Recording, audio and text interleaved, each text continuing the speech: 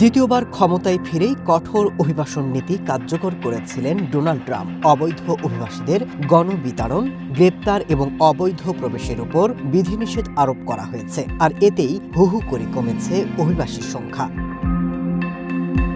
আমেরিকার সংবাদ মাধ্যম দ্য নিউ ইয়র্ক পোস্ট বলছে, গেল 5 দশকে দেশটিতে প্রথমবার কমল অভিবাসীদের সংখ্যা। ডোনাল্ড ট্রাম্প দ্বিতীয় মেয়াদে ক্ষমতায় আসার পর প্রায় 14 লাখ অভিবাসী কমেছে।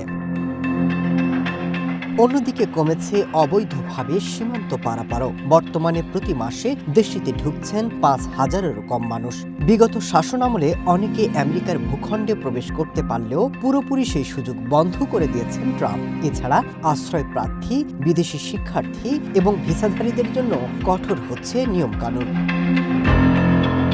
এদিকে আমেরিকাতে বসবাসরত প্রায় 5.5 কোটি বৈধ ভিসাধারীর তথ্য নতুন করে যাচাই বাছাই শুরু হচ্ছে।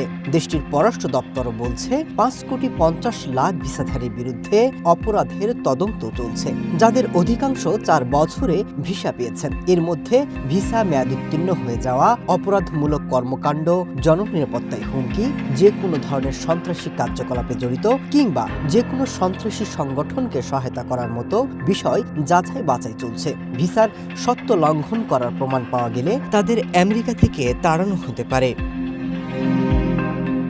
Masud Rana, one international desk.